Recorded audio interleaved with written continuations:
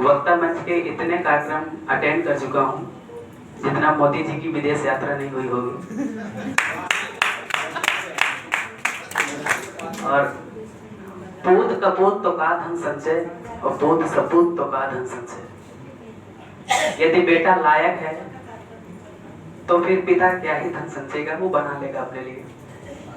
अगर बेटा नालायक है तो फिर कितना भी संचय कर लो, कितना भी माता पिता बनाएंगे, वो बिगड़ ही जाएगा।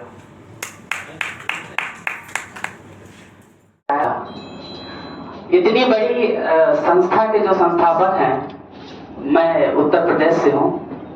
हमारे यहाँ इतनी बड़ी संस्था के संस्थापक होते तो विधायक तो बन ही गए होते। करना नहीं है, इसीलिए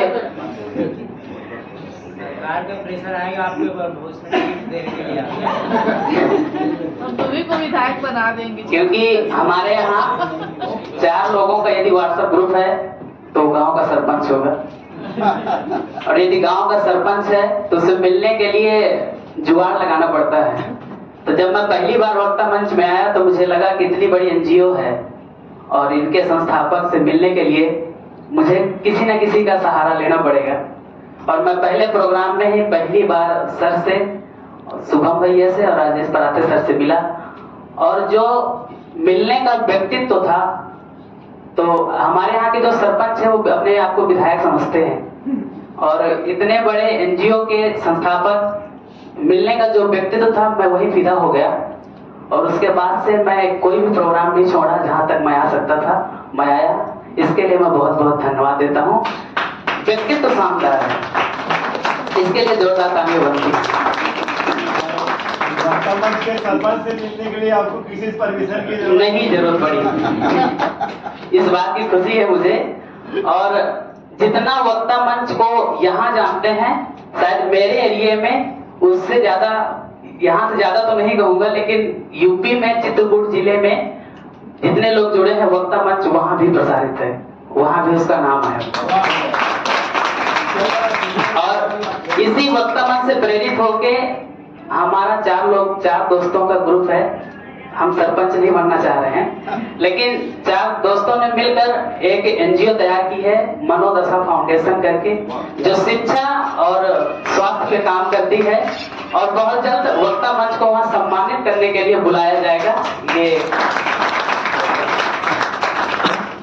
मैं अपनी एक कविता रखता हूँ, सुनिएगा। अभी यदु जी ने सुनाया कि मरने के बाद हम उनको दाना पानी देते हैं, जो माता पिता हैं, जिंदा रहने में उनका देख रेख नहीं करते हैं। मैं एक रचना सुनाता हूँ। इस कविता को सुनाने से मेरा कई नुकसान हुआ है, लेकिन मैं फिर भी आज सुनाऊंगा। और सुनिएगा, आप लोग जज करिएगा कि जब मैं इस कविता को मुंबई में पढ़ा था एक कवि सम्मेलन में, तो वहाँ के जो बड़े वरिष्ठ कवि थे, उन्होंने मुझे बोला था कि यदि तुम आगे बढ़ना चाहते हो, इस कविता को कभी मंच में मत पढ़ना। और मैं आज आपके ऊपर छोड़ता हूँ, जज करिए आप कि पढ़ने लायक है मंच में कि नहीं है।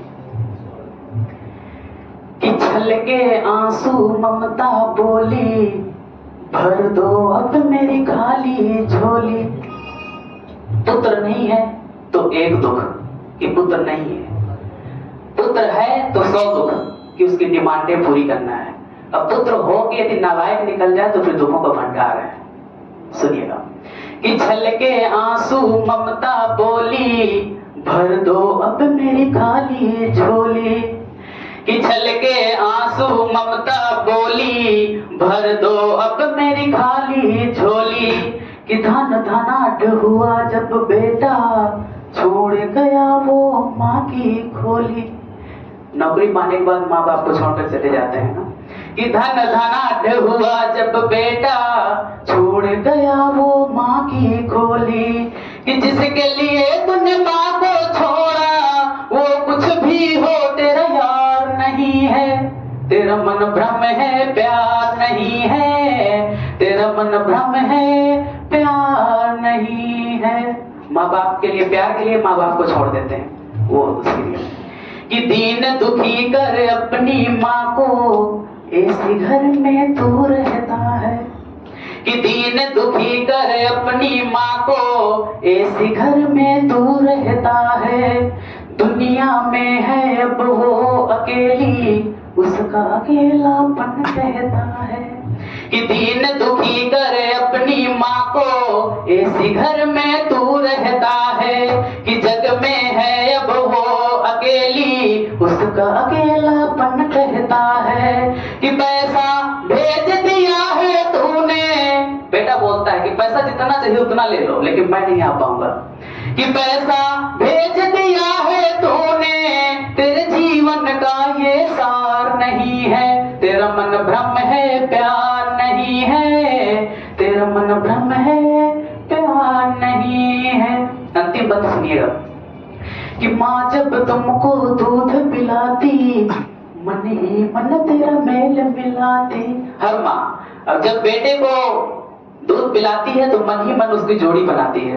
कि माँ जब तुमको दूध पिलाती, मन ही मन तेरा मेल मिलाती। कि खुद तो पहने मैली साड़ी, कपड़े तेरे लिए नए सिलवाती। कि अंतिम समय तूने माँ को न देखा, अंतिम समय कि अंतिम समय तूने माँ को न देखा, इससे बड़ा जगवार नहीं है। तेरा मन भ्रम है प्यार नहीं है, कि तेरा मन भ्रम है प्यार नहीं।